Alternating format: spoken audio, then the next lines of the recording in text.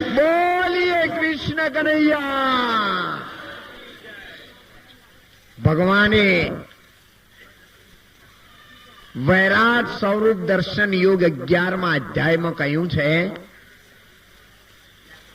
અર્જુન, ચોમડાની આંખે જે કંઈ દેખાય છે તે બધું જ માયાનું સ્વરૂપ છે. ચોમડાની આંખે ફક્ત ચામડું દેખાય છે. ઈશ્વર જોવા માટે, એની પ્રતીતિ કરવા માટે કે ઓળખવા માટે દદામી દિવ્ય ચક્ષુ, એ જ્ઞાન ચક્ષુ સિવાય ક્યારે ઈશ્વરને ઓળખી શકાતો નથી. એ માયા કુદરત તેરી અકલિત માયા, ભેદ કિને નહીં પાયા. જો સમજાશો હોય દીવાના, હોય મૂર્ખ કે ડાયા. બોલે તે નામ છે અને નામ તે ઈશ્વર છે.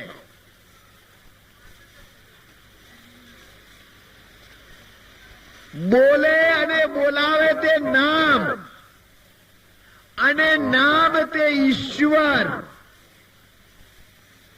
ચામડાની આંખે દેખાય તે માયા અને માયા તે રૂપ. ઘસાય, ખવાય, પીવાય અને ગવાય.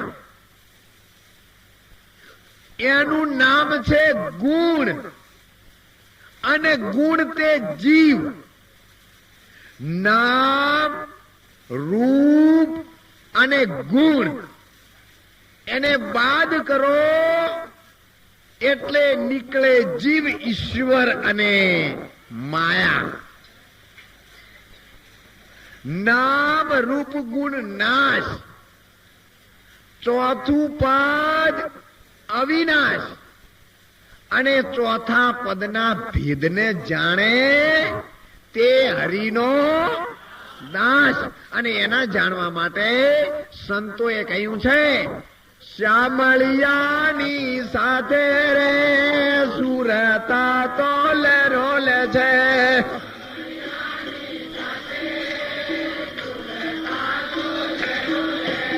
શ્યામળિયાની સાથે રે સુરતા તોલ રોલ છે.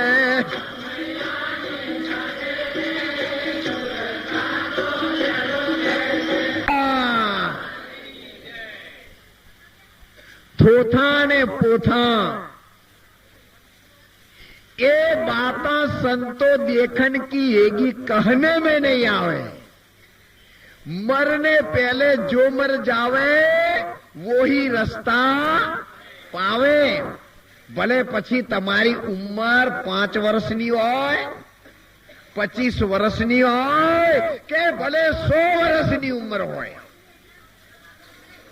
પણ ઉંમર અને જ્ઞાનને કંઈ લેવા દેવા નથી. એકવાર ગામડાઓમાં લોકાચાર જવાનું આવ્યું,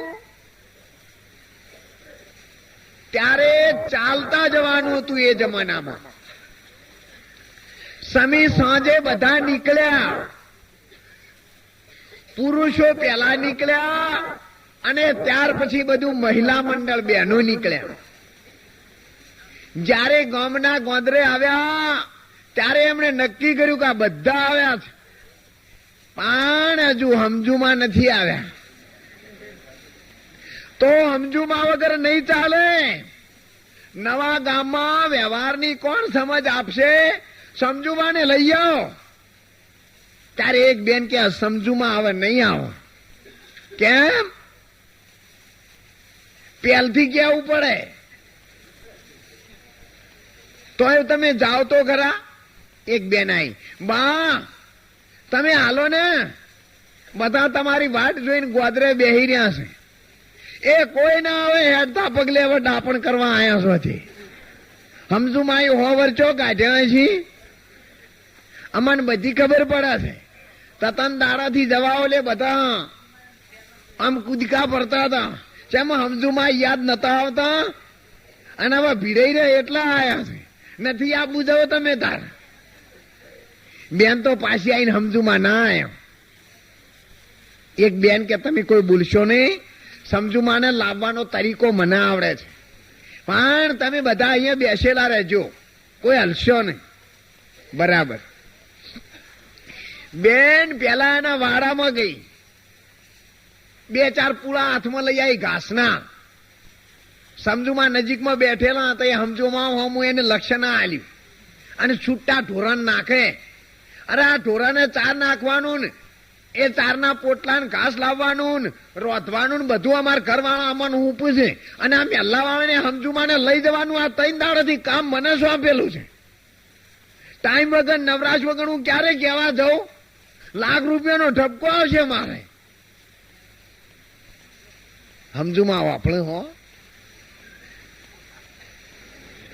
હવે મારે અત્યારે શું મૂઢે કહેવા જવું? બધા હેડ્યા. સમજુમાની પાસે આવી આ બેન. સમજુમાં બહુ ખોટું થઈ ગયું છે.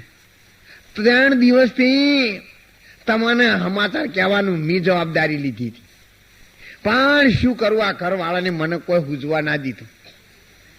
તમને કહેવાનું રહી ગયું અને આ ઢોરણ ચાર નાખતા નાખતા યાદ આવ્યું. તે દોડીને તમને કહેવા આવીને તમે હેડો. તમારા વગર તો ત્યાં નથી ચાલે એવું. અને તમે હોય ને તો જ આ વાત બને, નહીતર બનાવી નથી. બા તમારા વગર શું થાય તમે કહો? સમજુમાં ફૂલ્યા. મારા વગર કોઈ વળે એવું નહીં. બેન કે ના માર્યો હો, તમારે આવવું પડે. તો આવું દાન લ્યો હડો. સમજુમાં તો પાછો તૈયાર થઈ. જો પણ કોઈ જતા રહ્યા છે પણ નહીં આવું એકલી ના જાય, પણ તમારા સિવાય કોઈ ન જાય. અમને તો ગોઠવણ કરેલી હતી જ. સમજુમાં તો ધીરે ધીરે આવીને ગામના ગોદરેજ આ નથી ગયા કોઈ હો કહેવા માંડ્યા.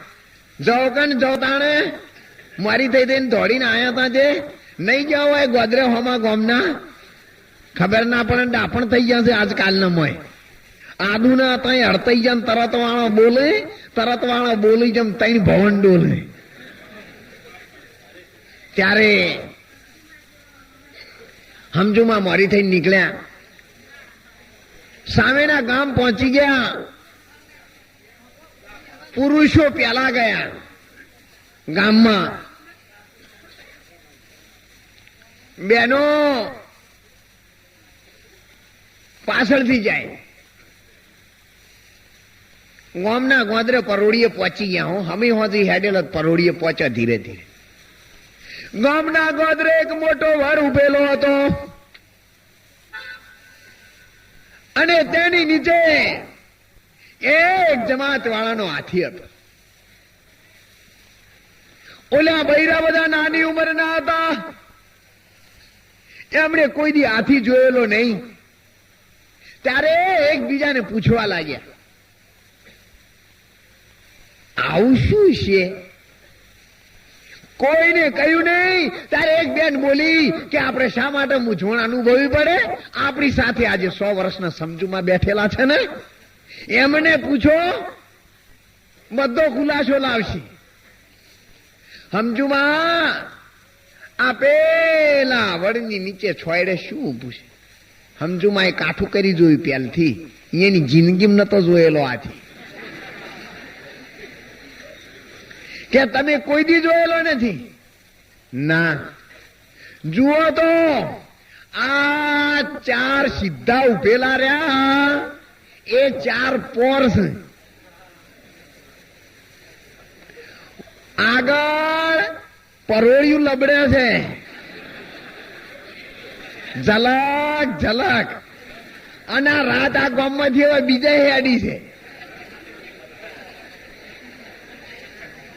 રાત્રિ પેલા બૈરા બધા રાજી થયા કે વાહ વાહ વાહ બહુ સારું થયું. આપણે આજ લોકાચાર આવ્યા. નજરો નજર રાત ભાળી આજ. આટલા વર્ષથી કોઈ દી જોઈ નથી.